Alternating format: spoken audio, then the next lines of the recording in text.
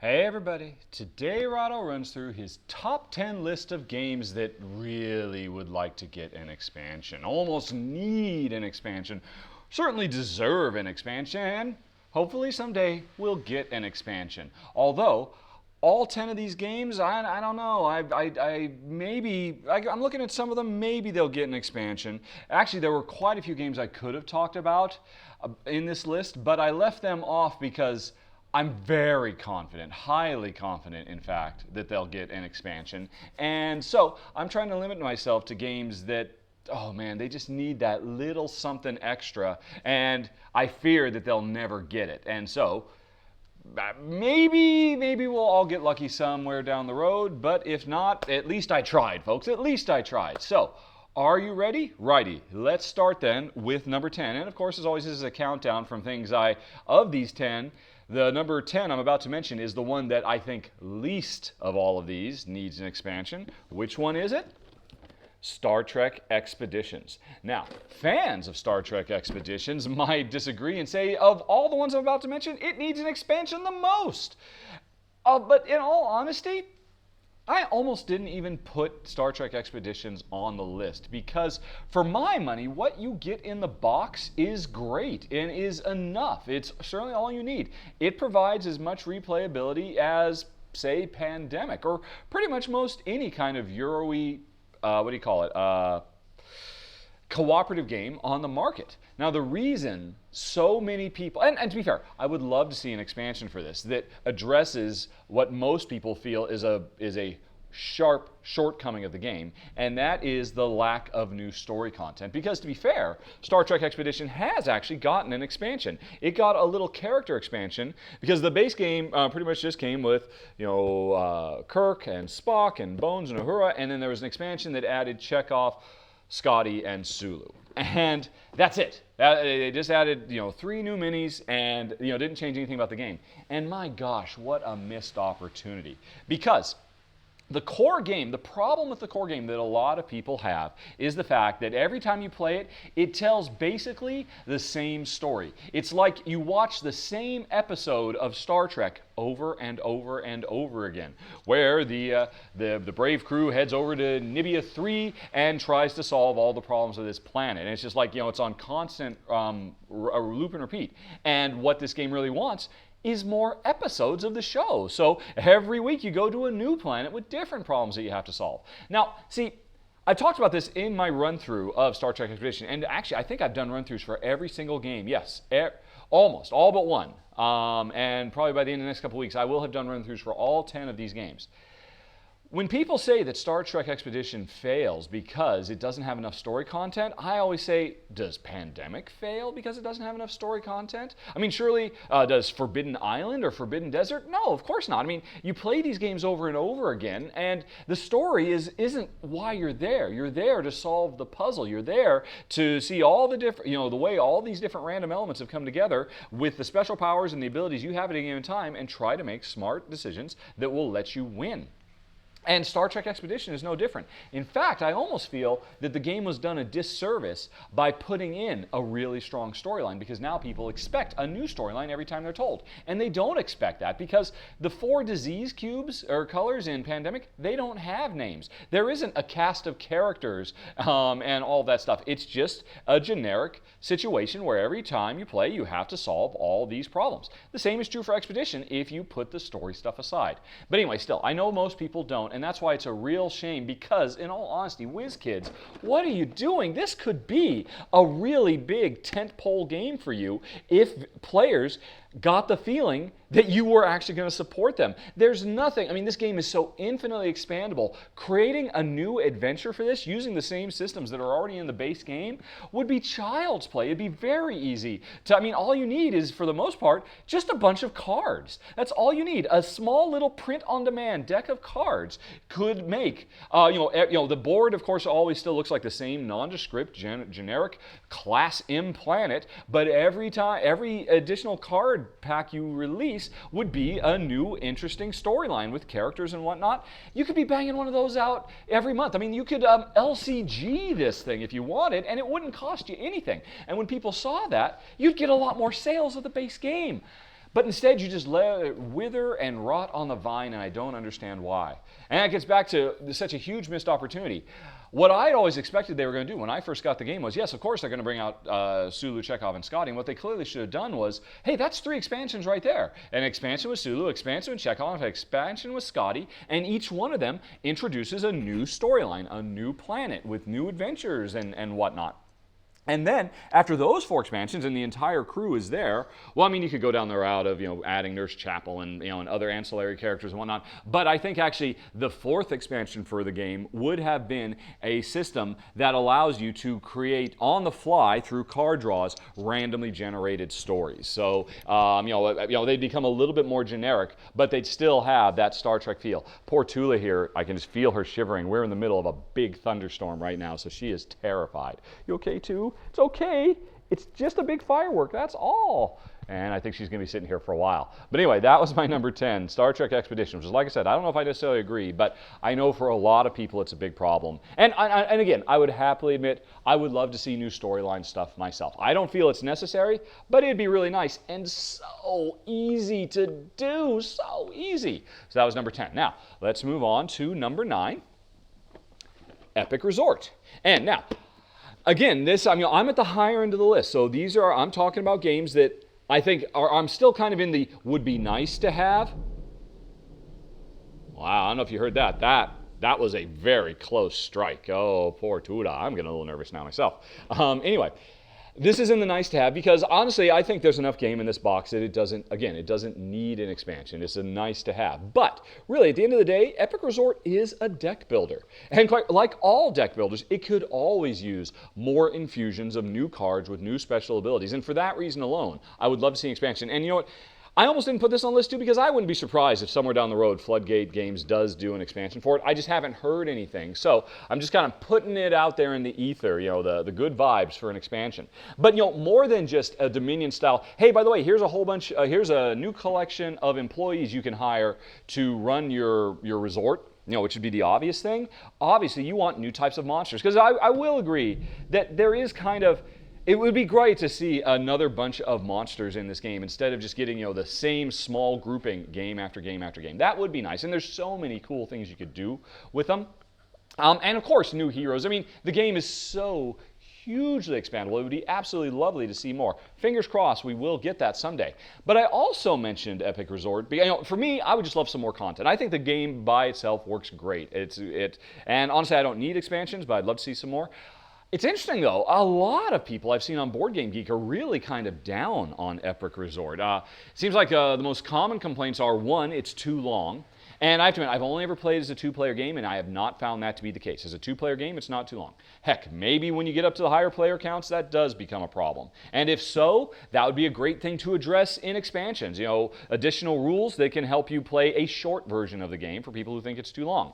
I'm down with that. And then the other complaint I see a lot about Epic Resort is that it's too random. That the constant monster attacks, there's no way you can really plan. It's just all luck of the draw as to who gets the best heroes at the end of the game. Now, personally, I disagree with that. I talked about this in my final thoughts. If depending on what you have in your hand, that means you do have to play round to round very differently to try and control the likelihood that you're going to get hit by monsters. And so, honestly, I don't really see that as a problem. But if enough people do, that is something that the designer Ben Harkins could also address in an expansion because while I don't think it's a problem, a lot of people do, so heck, why not hit that? Why not give us some more content, with great art? Again, the biggest thing I feel is missing, I want to see more monsters. There's already a lot of really great shops, and I'd love to see some more people you could hire. Because there's only so many. Dominion, the base box is a great, great game, but what made it truly phenomenal is more boxes came out. And so I think Epic Resort is in the same situation because it's a deck builder. So anyway, that was my number 9, Epic Resort. Now, on to number 8, Versailles. So this is an interesting one. Much like Epic Resort, I don't know why, but I know there are some people who think the game is really just not very good. It's too simple, too shallow. Again, I don't feel that way at all, and I do feel that there is enough in this box we're still in the don't need an expansion, would still just kind of like an expansion section of this top 10 list. But there is one significant thing that I would like to see, and that is, it would be, to be addressed in an expansion. Tula, you are really weighing me down. Oh, man. And she's starting to pant now. But anyway, okay, so Versailles. The thing I would really love to see, down the bottom left corner of the screen, there's the section where you get every game, you have the opportunity to move up in different tech trees, or tech tracks, basically, to give yourself different special abilities. It's the same special abilities game after game after game. And I would love nothing more than to have an expansion where, the game, there's like an additional 12 bars that you could take and randomize them and put a certain number of them over the ones that are already on the board. So that every time you play, it's not the same, 9 or is it 12? I forget if there's 3 or 4 steps. Actually, where is it? Yeah, the same 9 special powers on 3 tracks every time. I'd love to see different tracks, different special powers, because there are a lot of things that the special powers that are in the game currently don't touch. And plus another thing I'd love to see as an expansion for Versailles is a special ability cards, one-time use things, an additional thing you can do on the board to draw cards. Maybe there's a Ticket to Ride style, hey, there's several of them out, you pick one, or you draw 3 and keep one, whatever, so that, in addition to everything I can do on the board, I've got special one-time things that at the right moment when I really need it, I could play these cards and get a big jump up or do triple moves or all kinds of stuff. The game is rife for expansions. There's so much stuff you could do along those lines because the core system is the foundation is really solid and really simple. It's just begging for more. And so I'd love to see more. Again, if I never get it, I don't think I need it because I think the game itself is great. But it could certainly use a little bit more. So that was my number 8, Versailles. And now we have crossed from, those first 2 were nice to have. This one, okay, I'd really like to see it. Now we're into I think we're into the must-have. All the rest of these, starting with number 7, really need expansion content. And what is number 7, you ask? Specter Ops. Now, this is the one game I haven't done a run-through for. I'm actually planning on doing a run-through this month. So you will be seeing, and I'll talk a bit more about my feelings about the game. And but suffice to say, this is a hidden movement game where one person is a sneaky agent spy trying to break into an industrial complex, and 2 to 4 other players work as a team of hunters trying to find the spy. The spy moves around, on their own little secret board, so nobody knows where they are. Everybody has superpowers that let them track him down, like moving extra fast or sniffing the air to smell him or seeing into the future, and or special items and abilities. So there's a lot of really cool stuff in the game, and the theme is really great. It's it is basically Metal Gear Solid, the board game. So there's a lot of stuff that works there really well. But as I will mention, and when I eventually get to doing this run through, so spoiler alert for my final thoughts on my Specter Ops run through. Jen and I like the idea of it, and we love the idea of a fun hidden movement game that would work well with 2. And the thing I love about Specter Ops is, unlike pretty much every other hidden movement game, they do scale the game experience up or down based on the number of players. And I think that is actually very well considered and for the most part works really nicely. The problem Jen and I both have with Specter Ops, and the reason I am looking to get rid of it now, is that there's just not enough to do. All the agent has to do is just basically get to 3 spots in the map, push a button, and get out. That is the sole purpose. That is of their existence in the game. And all the hunters have to do is just find him and shoot him either 4 or 6 times, depending on which special agent the agent player is. And that's all they're doing.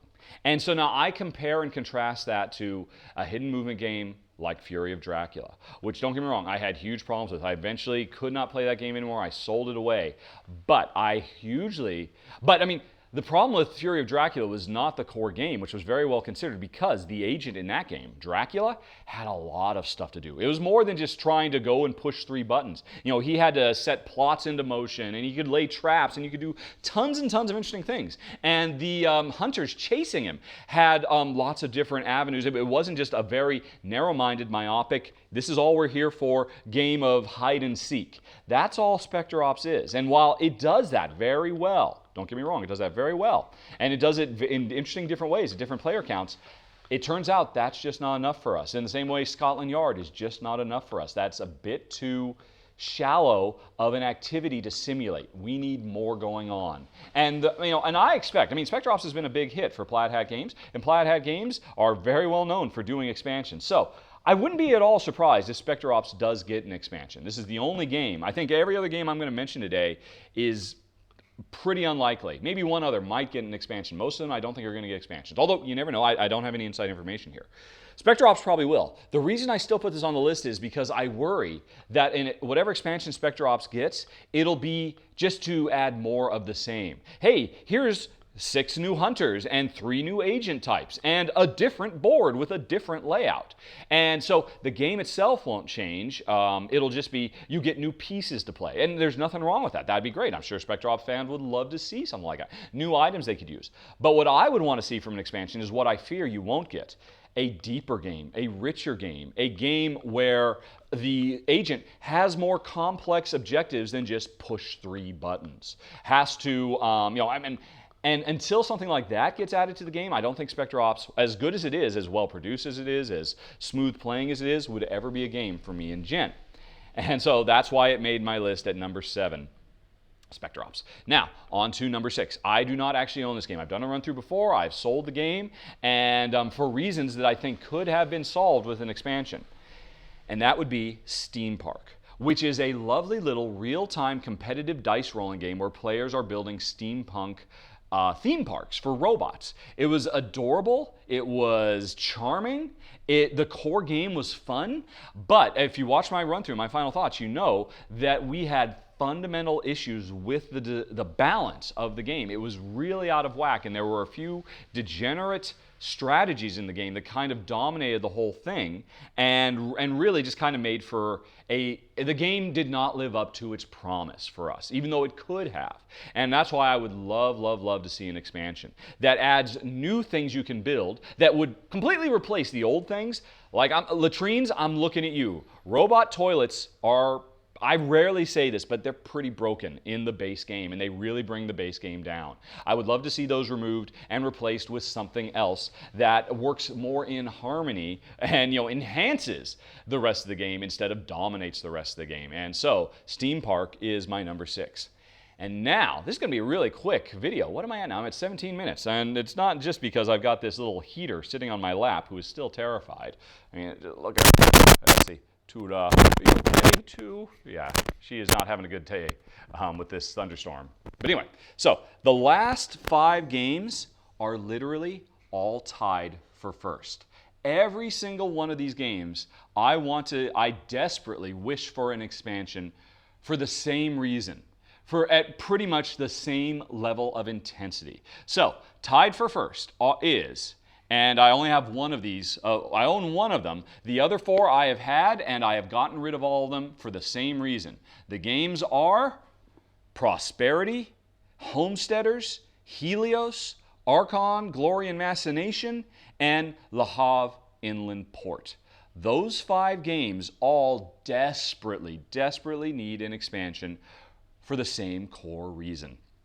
Lack of variability, setup variability. Every one of these games I've just mentioned, when you set it up at the table and you put it out in front of you, you are presented with the exact same setup. Well, actually, that's not entirely true. Like Homesteaders, there's like in some of the games, there's like some very tiny, subtle differences.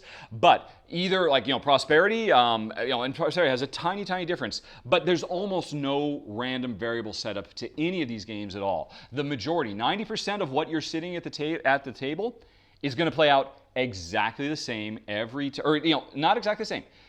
The onus of all 5 of these games, because the core setup is the same, you have access to the same goods, you have access to the same buildings, the same powers, in roughly the same order. All 5 of these games are very much like chess. And the variability that comes from these games is entirely reliant, out of focus there, entirely reliant on the players to be in a situation where you say, hey, last time I did this and it worked really well. This time, I'm not going to because reasons. That is something that really sits very poorly with me and Jen. Any game that has poor or no variable setup really has to work extra hard to stay in our hearts. And Prosperity does. And the only reason Prosperity we still have it is because I came up with my own house variant. I like this game a lot and I really want it, so I came up and I talked about it in the run through for this. And so I forced setup variability into this game, although it would only work with 2 players. It wouldn't work with more players at all. Now, and that's an interesting thing to talk about because with the exception of Le Havre Inland Port, I don't think Homesteaders, Helios, Archon, Glory, Machinations, and Prosperity suffer as much for the lack of variable setup if you're going to play with more than 2. If you play with 3 or 4 or 5 players, in some of these cases I believe, the more players sit around the table, each player becomes a random seed of chaos that can, perpetuate through the system and start to create ripples that will lead to more variation in your gameplay. This is true for lots of games. And I suspect I wouldn't be as bothered with the lack of expansion content for these 5 games if I predominantly played them with 4 players. Because, hey, even though I'm going to sit down at the table, I know by the time we're on to the second round, things will have gone differently. But I play all games with just one person, with Jen, the same person every single time. So for us, a lack of setup variability is a death knell to a game. And, because neither of us want to be in a situation where, hey, I've got a great strategy and I'm not going to do it for reasons, just because the game didn't come up with a way to randomize setup. Now, I know a lot of people love it. Heck, a lot of people love chess. Clearly, chess is a success story, and that is a 2-player, 0 setup variability. The only variability of that game is whether you play first or second, whether you are black or white. And that's enough for people going back hundreds and thousands? How old is chess? At least hundreds of years, maybe thousands of years. I'm not entirely certain. Same thing for backgammon, I suppose. And that's great. I'm happy people can, but I'm just saying, this is my personal preferences top-end list, and my wife's as well, and for us, lack of variable setup kills a game. And so, Homesteaders, Helios, Archon, Prosperity, and Le Havre Inland Port, probably Le Havre Inland Port amongst all of them the most, because it's a 2-player only game. I hope and pray for the day that your publisher releases an expansion that adds enough content to the game so that every time I play it, when I sit down and set up the board, I am presented with an entirely new, fresh, different puzzle to solve, world to explore, situation to exploit, as opposed to sitting down and being presented with the exact same thing time after time after time. And so all 5 of these games, and there's a lot of other games besides. I mean, Caverna, Orleans, there's a lot of these games, but in a lot of these cases, I know expansions are coming. So that's why I didn't mention Orleans on this list. But I suspect for all 5 of those games, I don't know. Maybe Helios. Maybe Helios is going to get an expansion. I know it's gotten like a little tiny baby promo expansion. Maybe it'll get a big one, and maybe that will prompt us to revisit that game because we really loved it. But that's it, folks. That was my top 10 list of games that, in my opinion, need expansions. Once again, it was number 10, Star Trek Expeditions, number 9, Epic Resort, number 8, Versailles, number 7, Specter Ops, number 6, Steam Park, and then number 5 through 1, Homesteaders, Helios, Archon, Glory, Machination, Prosperity, and Le Havre Inland Port. And that's it, folks. Thanks for watching.